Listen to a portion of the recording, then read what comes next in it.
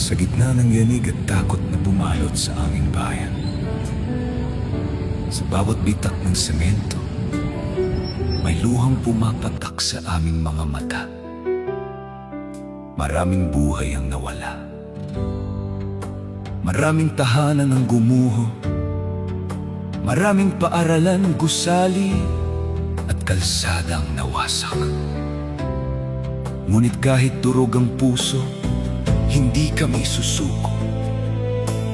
Diyos ang aming lakas at tapat ang aming pananampalataya.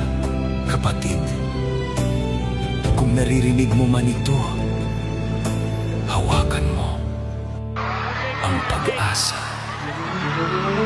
Bangon Mindanao!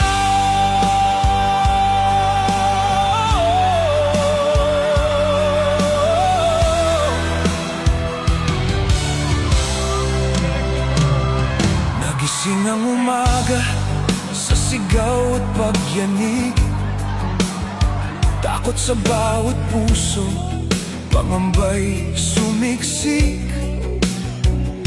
Mga tahanang minahal biglang nagiba, mga pangarap na binuo tila ba'y nawala.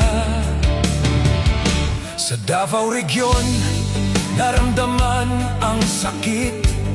Sa South Cotabato, luhay dumadaloy ng tahimik. Sa General Santos City, pinakamalalim ang sugat. Maraming pamilya ang naiwan sa pagluhat, pagliyak. Sa Sarangani at North Cotabato, mga tao'y nagdarasal kahit hirap na mag-Mindanao kasama sa unos na dumaan. Ngunit ang pag-asa'y hindi kailanman iiwan. Pray for Mindanao, itaas ang kamay at puso sa langit ngayon. Pray for Mindanao, sa gitna ng dilim may liwanag na tutugon. Kahit wasak ang tahanan, kahit may luhang dumadaloy, Diyos ang ating kalasag at pag-asa. Bangon Mindanao, huwag bibitaw. Maraming natabunan sa ilalim ng guho. Maraming pamilya ang nawalan ng mahal sa buhay nila. Mga paaralan ay gumuho, mga kalsada'y naputol. Hirap ang pagbangon nito.